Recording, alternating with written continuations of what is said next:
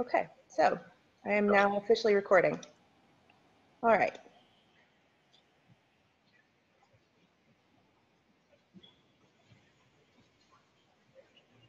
So as I started by saying, Skadi has been a close confidant of mine for a long time, and so working on this paper was a pretty natural topic for me to write about. But I learned a lot, and I had a number of thoughts that kind of came out of it that I'm excited to share with you today, because I know Tom and I don't necessarily agree on some of them, but I think that there's a lot to be learned about her when we look at the sociocultural situation that she was in, if you will. Granted, the gods are obviously not living in human society in the same way, but looking at the sociocultural context, it tells us a lot about her as a character in the stories. So, this is going to drive me crazy. I need to figure out how to get rid of this. So what can we learn from Skadi? Well, let's start with,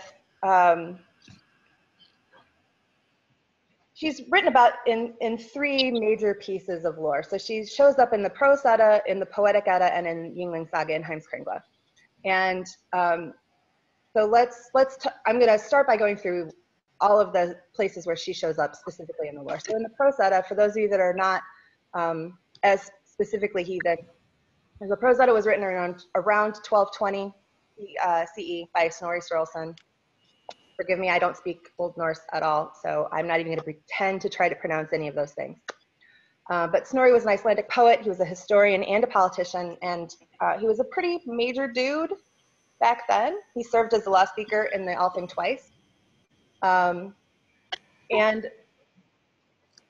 she shows up in his writing in two of the parts of the Prose Edda. The first part talking about her wedding, and the second part talking about her divorce.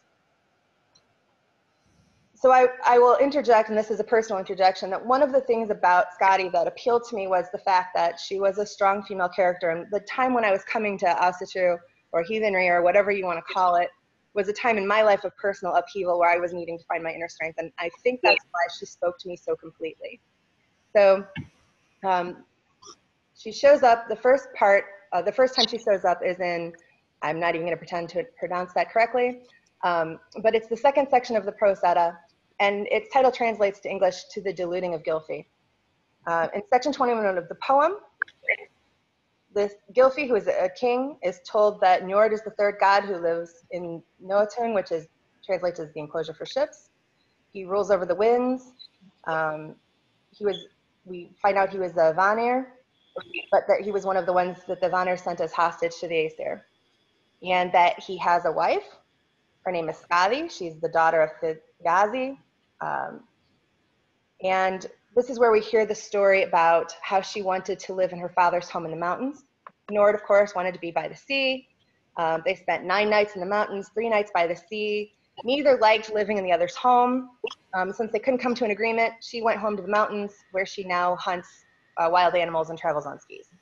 So there are a couple of things that come out of this part of the poem. A couple of things to point out. So the first is that several scholars point out that this could be metaphorical for the seasons, that we have the idea of winter married to summer.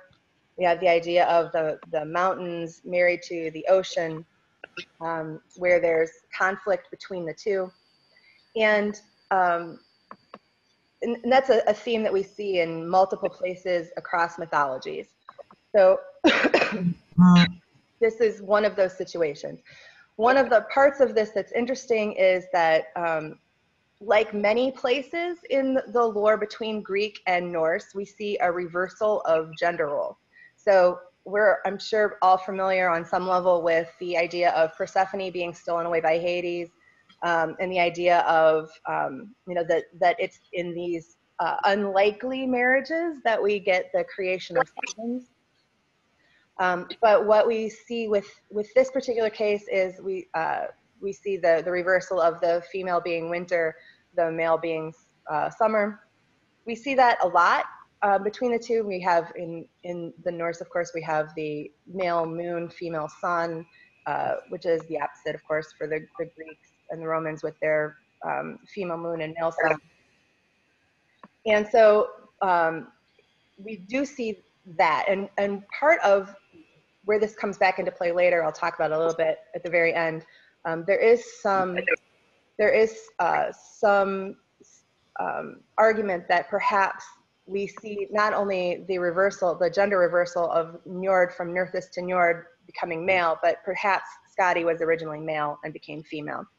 So this is one of those cases where we may see some of that.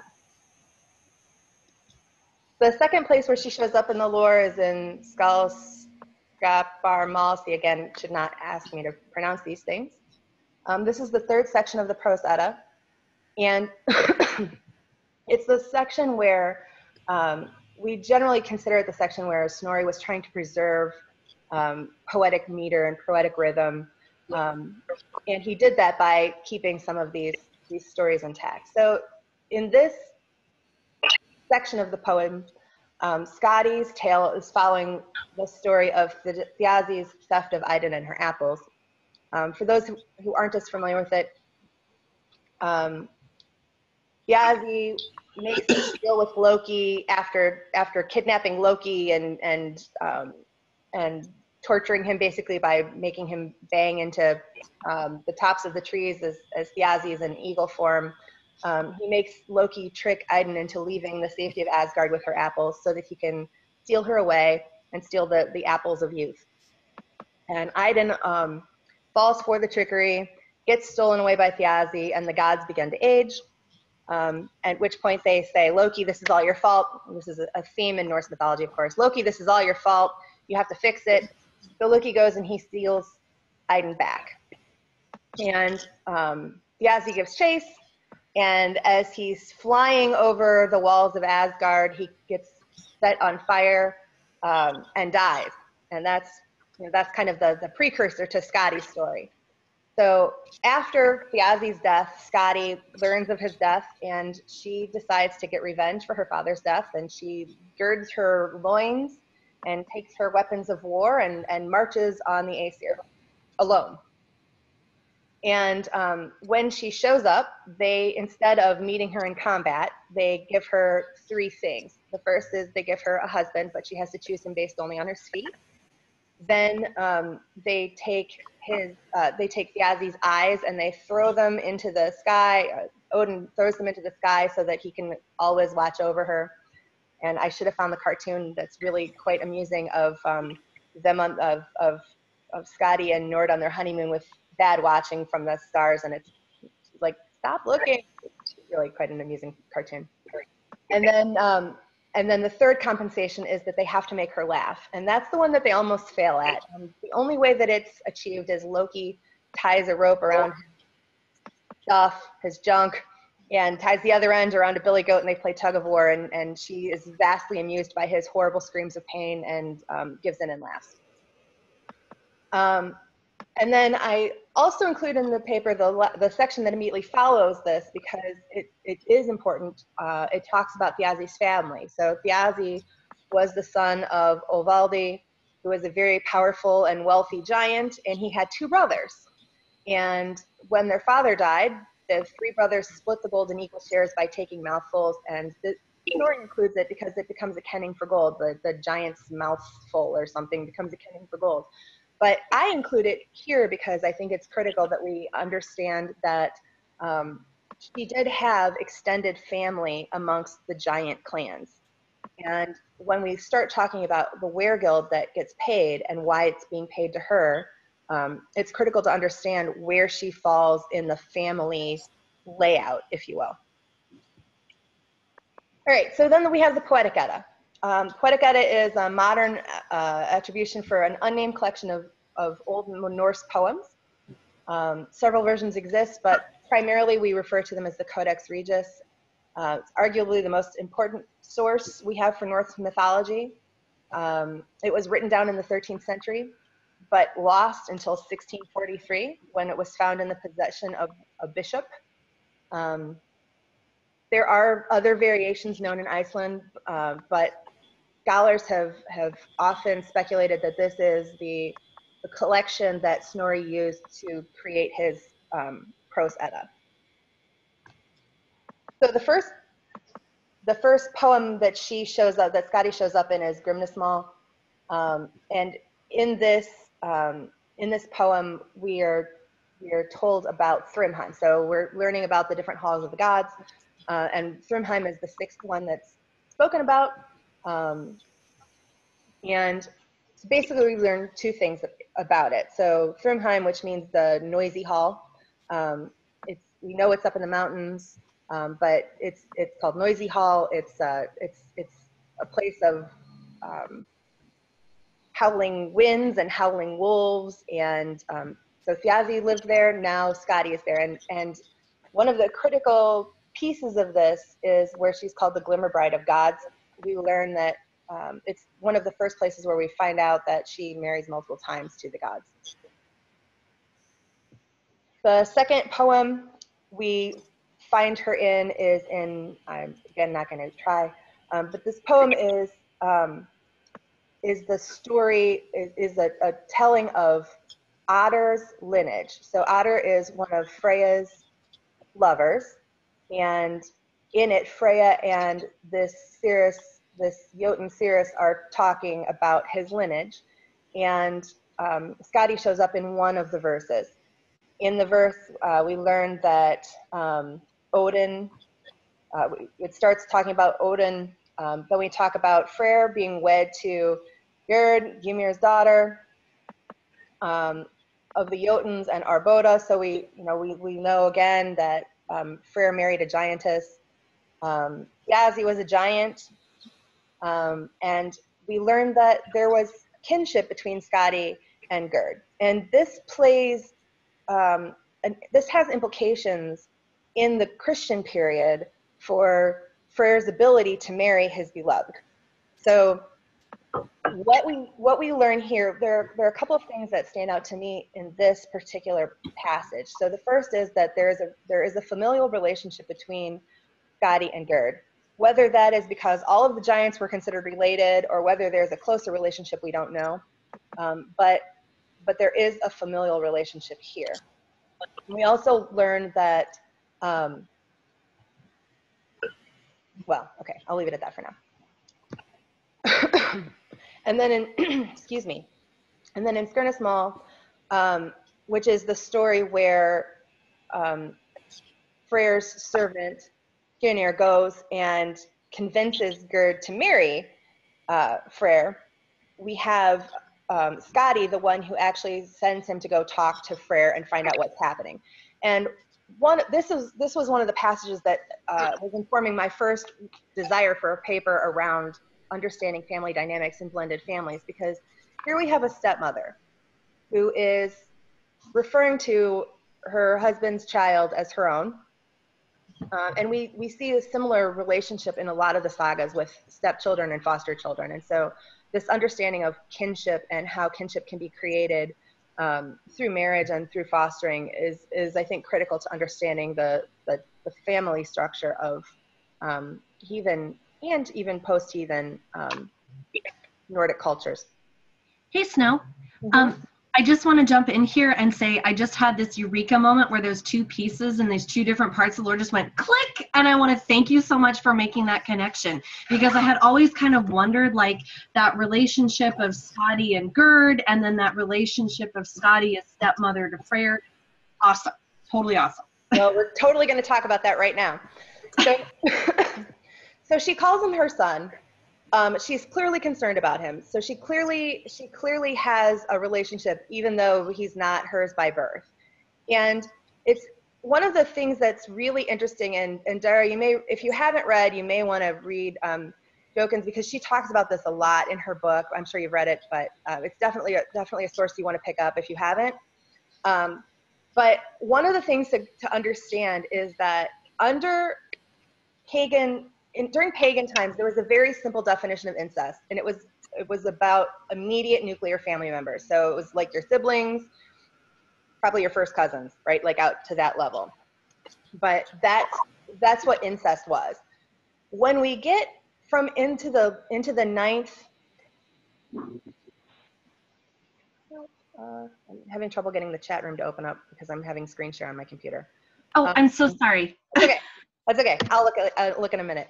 When we start to get into the 9th century and we start to see Christianization in Iceland, from that point up until 1215, we start to see active prohibitions against consanguinity, so relationships by blood, affinity, which is relationships by marriage. So if you are, married to someone, they become your family in the eyes of the church. And then relationships through sacrament. So your godchildren. So fostering and godchildren became sacramentalized relationships, and so it barred marriage between that as well, which has huge implications when we start to talk about Gerd and Freyr, because if Skadi was married to his father, then through consanguinity and affinity both, it was a forbidden relationship, right? Because there was a clan relationship there. And so it starts to complicate, why was he so bothered by that? And that's a whole other paper topic, which I'm not going to go into now, but it's definitely something to take into consideration when you're looking at the relationship and the character that Skadi plays as stepmother, and in some ways as matriarch for that particular family. Why am I not moving forward again? Okay. And then, of course, I'm sure everybody is familiar with Skadi's role in Lokasenna. It's one of my favorite poems because I just think it's interesting to read the back and forth between the characters. Loki's exchange with Skadi, during it, she threatens him with captivity while bound in his son's guts, at which point he tells her that he was a big part in killing her father. And she then comes back and threatens him with cold counsel from her shrines and sanctums. And that's a really interesting point because we do have place names that derive from Skadi. And so this is one of the places where we start to see that there was potentially cultic practice to her in heathen times. The final paragraph of Lokasenna gives Loki's final disposition, as predicted, tied to a rock with his son's guts. And then, of course, Skadi is the one who hangs the venomous serpent over him to continually drip down into his face. So she's not someone to piss off. This actually, though, and I'm going to talk about this in a minute, but this is actually problematic when you start to consider the legality and the legal aspects of how Wergild was done. Okay, so as I said, there is evidence in Sweden and Norway for place names for Skadi. So this is, as we often consider when we start to have place names, that there is evidence for some cultic practice. Simic doesn't go into a whole lot of detail about that, but there is some potential evidence for that. One thing to consider when we're talking about Lokasenna, Skadi is the only goddess who actually defends herself against Loki's accusations. The rest of them are like, oh, they deflect them, they ignore them, they turn the conversation elsewhere. She actually threatens them back. And that speaks a lot to her character, at least to me, as a very headstrong woman who marched by herself on Asgard, right? I mean, it's totally in character. She does not put up with that kind of stuff. And then the last part, again, like I said, enacting punishment on Loki for the death of her father is problematic because he's already paid the Wergild. And so when we start to look at why, when we look specifically at what's in the poem, granted, of course, there's much discussion about the poem and whether or not it's anything really, but when we start to look at the poem, it does become problematic because of the legality of how Wergild was handled. All right, and then of course the last section of the lore where she shows up in the Yngling Saga, it's best known because it's included in Heimskringla. However, the original verse was written by someone else. Eyvindir was born in about 915 CE, died in about 990. This particular text was written around, we think, 985. And Eyvindir was the last important Norwegian skald, according to Poole. So here's the text. So Nord took a wife called Skadi. She would not live with him and afterwards gave herself to Odin. They had many sons and one of them was called Sæning. About him, we've made this. Hail Lord, the chief was begotten by the kin of the god with the giantess In those days of old, when the prince's friend was Skadi's mate, in the Mannheims, and the fell-sliding ski goddess begot with Odin many sons. This is, of course, the beginning of the, this is talking about Saming's lineage, lining it with the gods, and there's two things to take note of here. The first is that it does refer back to Snorri's earlier work discussing the divorce between Skadi and Nord. One possible reason that he wants to go back and reaffirm this is because he wants to make sure that the reader is aware that Odin was Saming's father, not Njord. But more importantly, it does go into the maternal line, which almost never happens in the sagas. And so this gives additional weight to Skadi as a character to be wrestled with or reckoned with. Okay, so that's the background. That's where she shows up in the lore. So, but let's talk about her as Ring Lady. So Ring Lady, what Ring Lady refers to as is a receiver of Weregild. And Weregild was very clearly delineated in early Iceland. Who got it, who was eligible to receive it, who had to pay it. It was all very carefully laid out. And if you're interested in that, I can give you the citations. They come out of Gregas, which is a book of early Icelandic law. And they give the weights of gold to be paid and who is to contribute what weight of gold and who is to receive what weight of gold, down to excruciating detail, which I did not include in this. But it's interesting in that it is laid out, completely laid out. Couple of things to note. Weregild was always paid by the clan, not an individual. And as such, everyone in the clan was expected to pay into it if you were of the murdering clan. And the entire clan on some level received it if you were the one who had lost someone to murder. So these are the rings. Under Icelandic law, there are 4 rings of payers and receivers. The first ring was the largest in terms of the amount. The fourth was the smallest. So the first ring was paid and received by the father, the son, and the brother. Okay. The second ring was the father's father, the son's son, the mother's father, and the daughter's son. The third ring is the father's brother, the brother's son, the mother's brother, and the sister's son. And the final ring is distributed amongst all male first cousins. Okay, so those are the 4 rings. And everybody who fell into one of those rings on either side is expected to contribute to the payment or would receive payment. So why would Skadi march on Asgard? Okay, there's only one time a woman was expected to either pay or collect Weregild.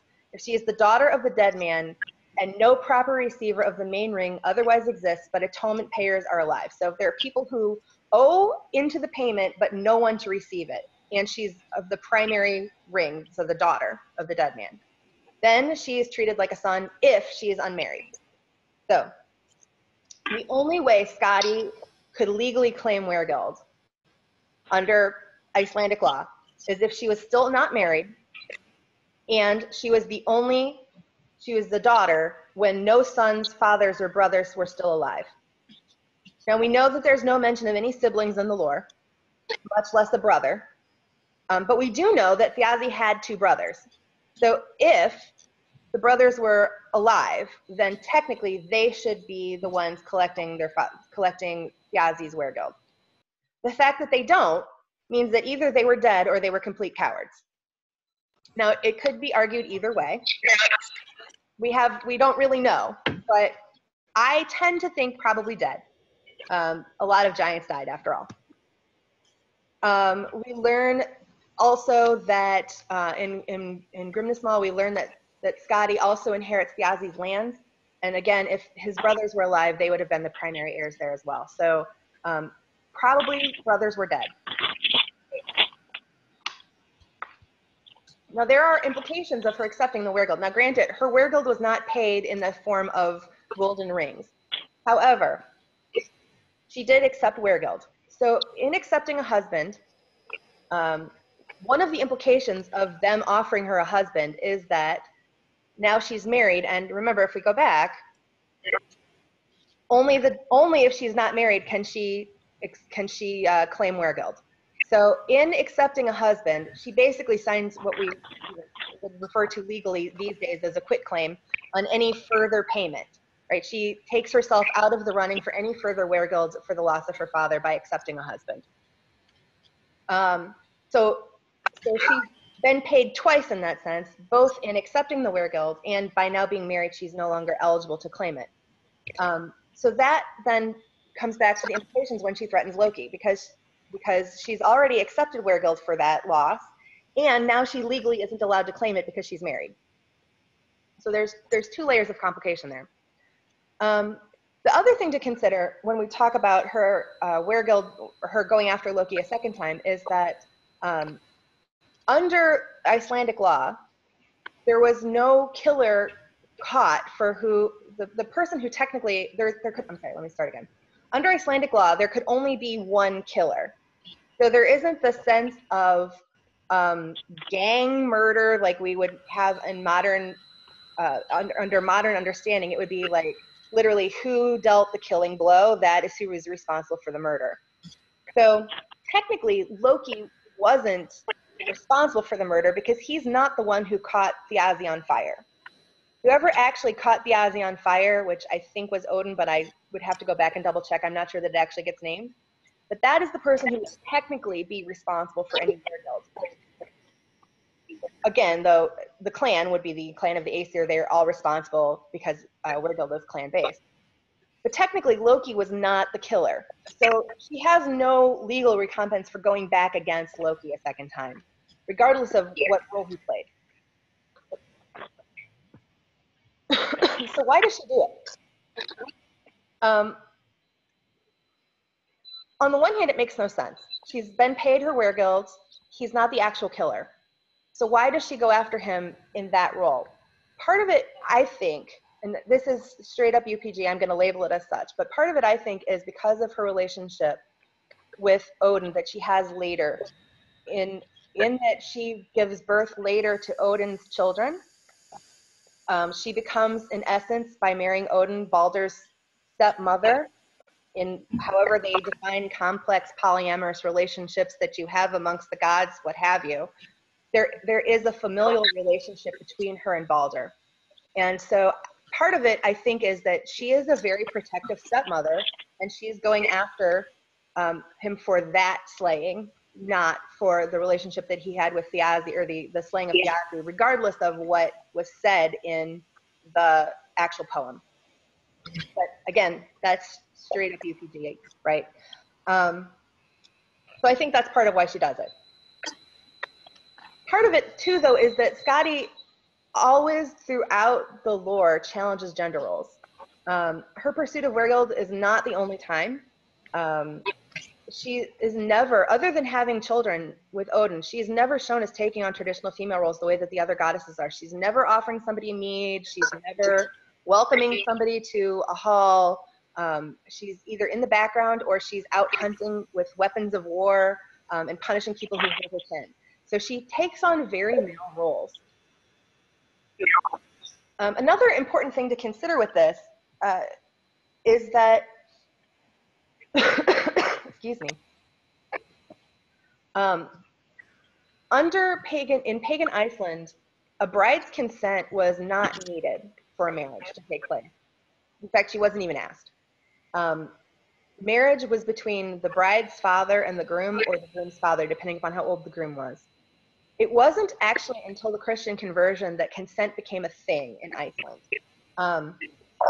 There was actually Christian priests who pushed to have a marriage not be binding without consent of both parties because they saw it as sacramental. And so in this regard, Skadi's marriage to Njord is completely unusual. She's the one who consents to it. He doesn't.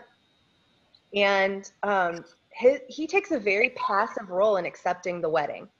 And that is, like I said, that is a very distinct change from traditional gender roles and from traditional legal patterns in Iceland. Turvald Petra also uses this as part of the evidence as to why he thinks that Skadi was originally male and Njord was originally female. There's no evidence for when the change took place. when a gender swap happened there between them, but this is part of the evidence that he uses to support that.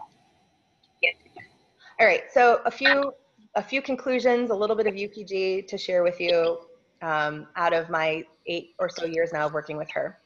She is not kind or gentle, ever, and she does not accept excuses at all.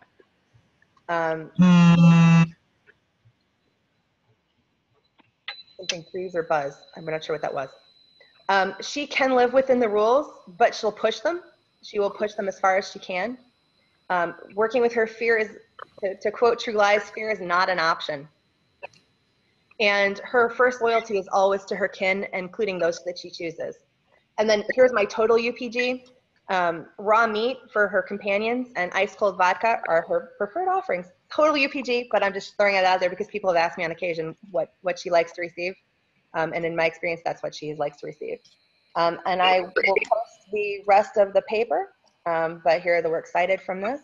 And if you have any questions, now I can open the chat.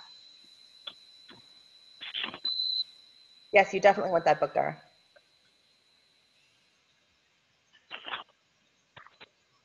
Okay. You should see my ILL list, guys.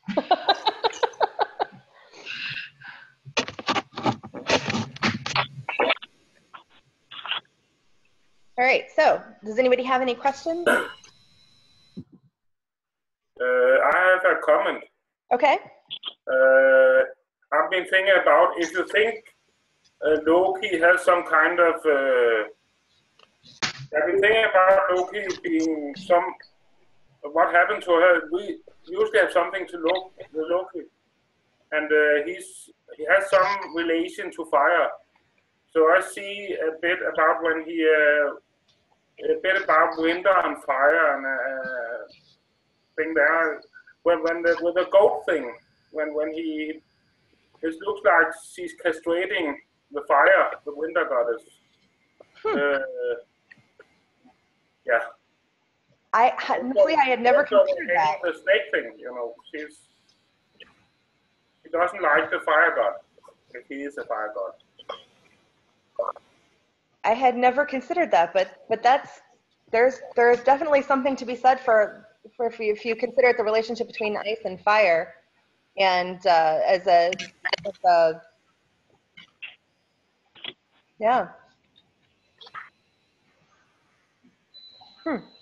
I'll have to add that to my thoughts. Think about that some more.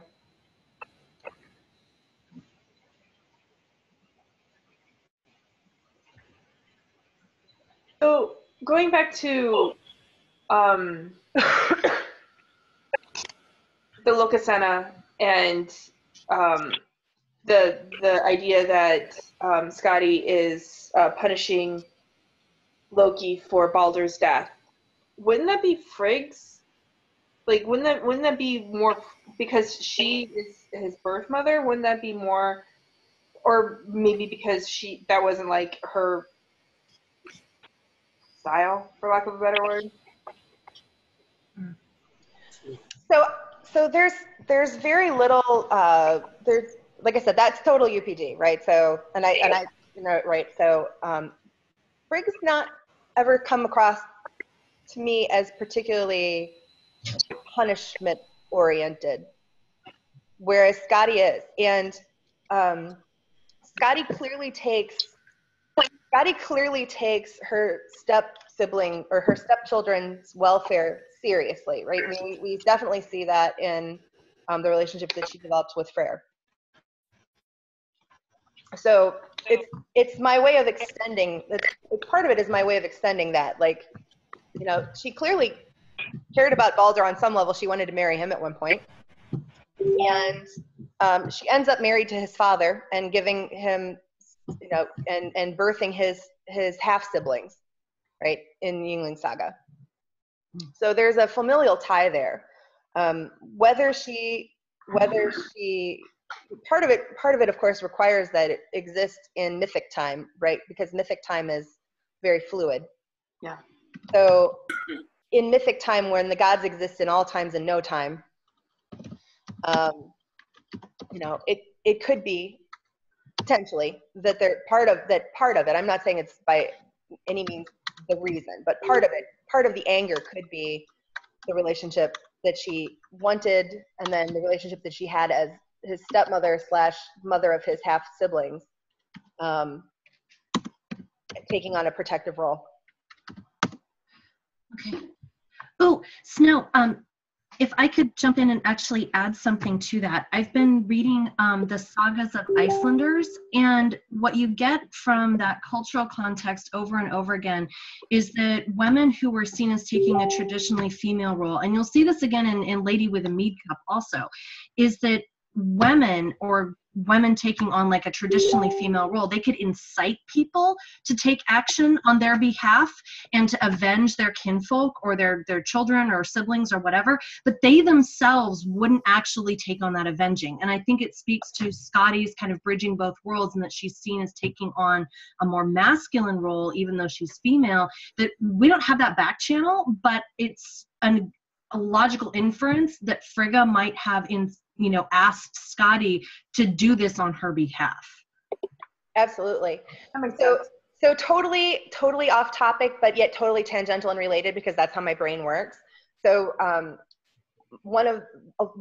major part of my research interest in my master's program really looked at female suicide bombers, and particularly the rhetoric that female suicide bombers use. And it's completely different from the rhetoric that male suicide bombers use. When you look at Palestinian suicide bombers, women are frequently in their notes that they leave behind, they're talking about how the men in the tribe have failed the family, and if somebody's got to do it, and so we're going to step up and do it. And it's not the holy war rhetoric that male suicide bombers use. Instead, it comes back to somebody's got to do it, and so it's going to be me. And I actually see a lot of similarities in the relationship and the role that Skadi tends to play in the lore to the kinds of rhetoric that we hear from women who actually go that route. And I'm most familiar with the Palestinian suicide bombers, but I wouldn't be at all surprised if that is actually like just how the rhetoric gets played in multiple parts of the world when it comes to that sort of thing. So I think that it's definitely, when you finally get a woman who's pushed that far, that's a big part of the rhetoric is somebody's got to do it. And if you guys aren't going to do it, then I will. So.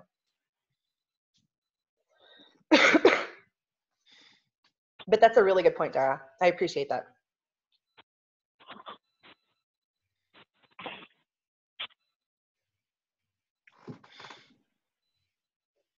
Any other comments or questions?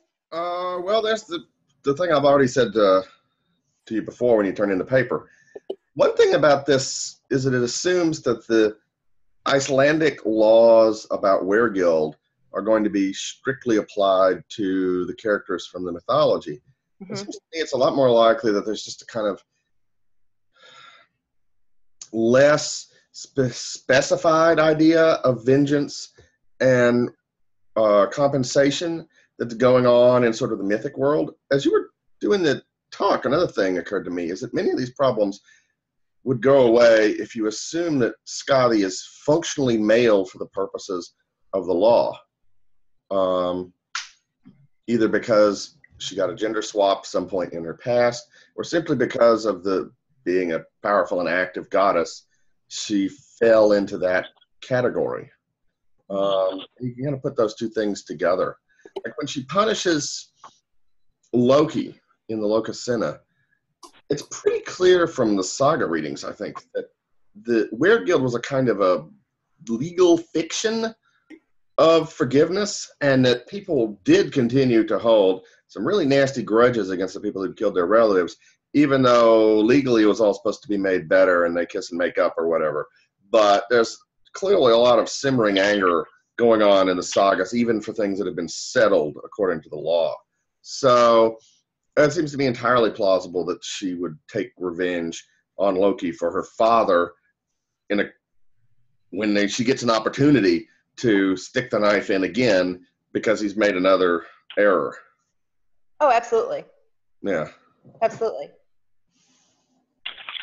That made me think about my point before, because Charsi was killed by fire. So there might be something Loki in that. Well, I mean, we do know that it wasn't Loki that set him on. Well, I mean, I don't know. I don't have my books in front of me, but we're pretty sure that it wasn't Loki that set him on fire, because Loki had Idun in his mouth at the time, flying as pell-mell fast as he could to get to the safety, right? So we're pretty sure he wasn't the actual killer. But you know, one of the things that has come up for me as I've been, you know, looking at some of this and looking more at the Jotun clan, if you will, in all of this, is just how powerful with magic the Jotuns were. And so many of them are magicians, right? I mean, you have Utgard Loki, you have Loki himself, Odin is clearly of Jotun stock, Thiazi transforms himself into an eagle on multiple occasions, and out magics Odin, you know, Thor and Loki, or Had and Loki, or whoever it is that's on that particular trip before when he makes the deal to steal Idun away. The Jotuns seemingly outclass the gods when it comes to magic throughout the lore. I think you could make the case. And so at least they certainly seem to use it more than the gods do. Yeah, which then makes me go, so why doesn't she use it, right? I mean, that's part of the question too. Like, if this is such a major part of her heritage, you see all of these male Jotuns who are very powerful magicians, but you don't actually see the female Jotuns take that role on at all. And so, you know, so that's another question that's kind of come up sideline for me out of doing some of this research. Tom, as to what you're saying, I agree. I'm not sure. I'm not sure how much of it is a gender swap. I'm not sold one way or the other on that. I think I could make arguments on both sides on whether or not there was a strong gender swap there. I think that she definitely takes on more male principles, though, and so it is hard to say, and how much of that was you know, just for active storytelling versus how much of that was. I mean, we do know that there were female warriors.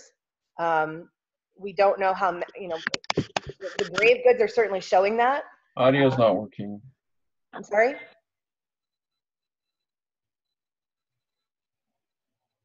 You know, we do know that there were female warriors. The graves are certainly showing that, right? The DNA testing is showing that. Skeletal evidence is showing that.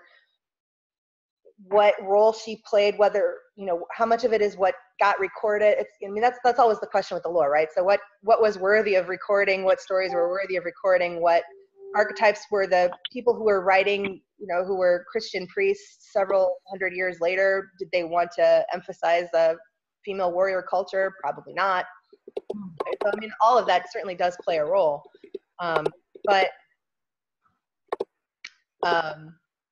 I mean, it doesn't make a good story if it's just what's legally appropriate, right? So, yeah, I don't disagree with you. I'm just saying that when you look at it, it does also elucidate just how willing she was to shred and shrug off gender norms by taking on those roles, even if it was completely legal because she didn't have a brother and her uncles were dead at that point.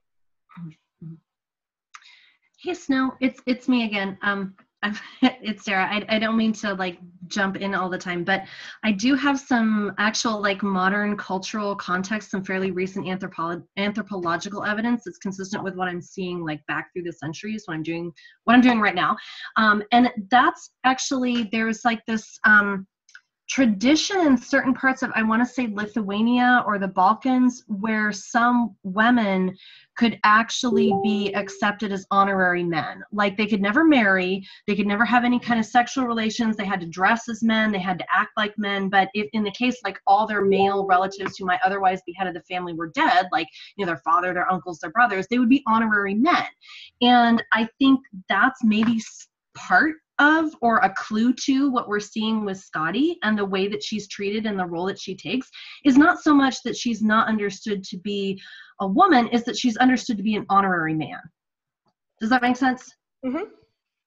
Absolutely. I think that's kind of what Tom was saying too. Yeah. And like I said, Peter Turville definitely posts in his book, the citations there, about how he really does seem to think that there was just as much as it went from Northist to Nord, that Skadi was originally male. Like there's definitely that sense from him. And it's entirely possible, right? I mean, certainly her relationships seem to take that, her marriage to him certainly seems to take that way, if you will, of she's definitely playing a male role there as well. But I think some of it has to get chalked up into the we won't know what we don't know. We don't know, things. Some has just been lost, and that I think falls into that category. Can I throw in a thread? Like it seems that at least in Anglo-Saxon situations in Britain, a woman member who was like the last high-ranking person in a powerful family would often take on those roles. So there's that element of it as well. That her father's dead, his brothers are dead, and she's the head of the family now. How much does it matter, I wonder, that Skadi is marrying into the Vanir side of the gods, who are sort of notorious for their unconventional sex and gender roles, and possibly quite a lot of incest?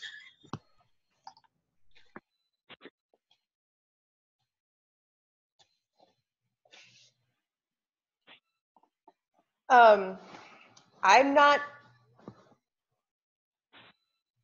it's interesting, I don't have an answer for that, but it does make me have a aha, if you will, moment of, again, particularly looking at the relationship that is between Skadi and Freyr's bride.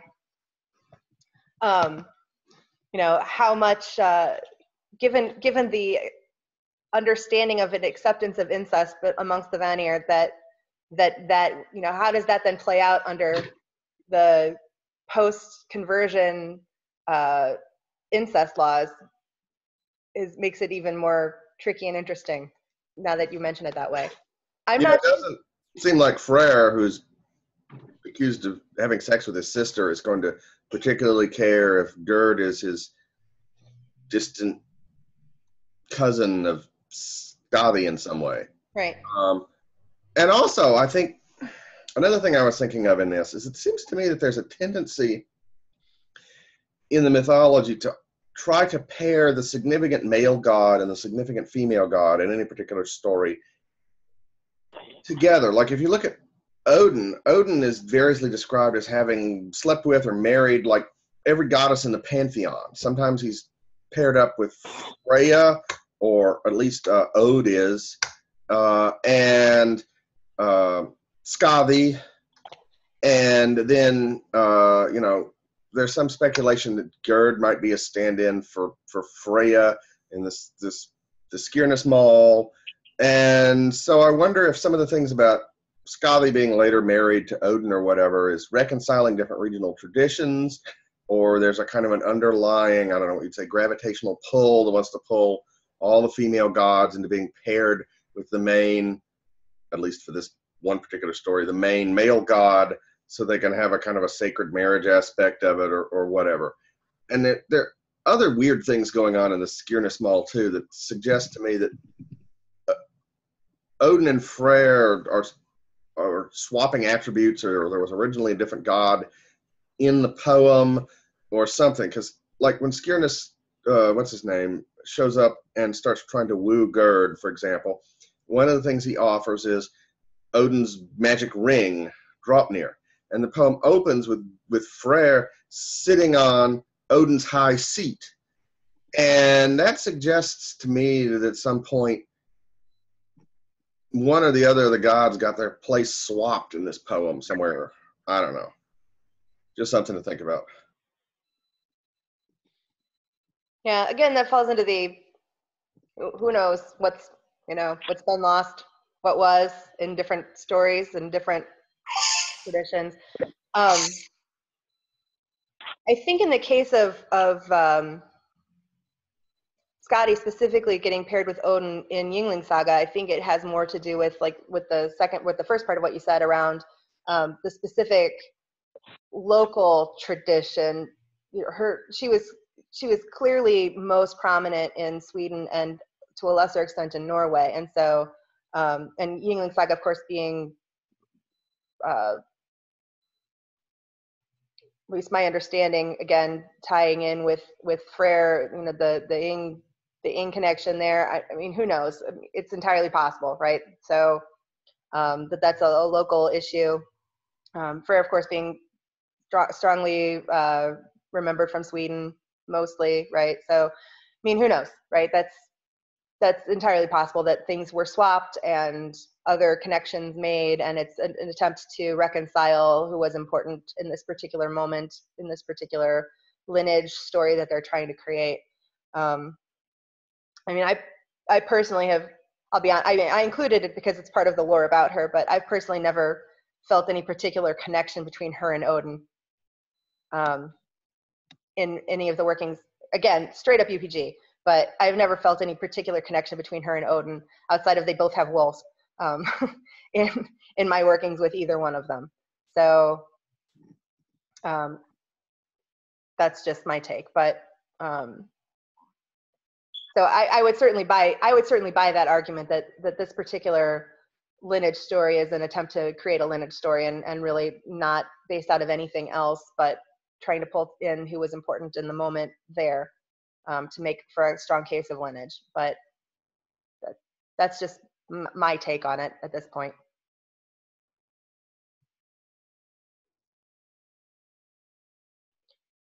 Anybody else have any comments that they want to make before we turn it into more of a meeting-y thing and I'll stop recording?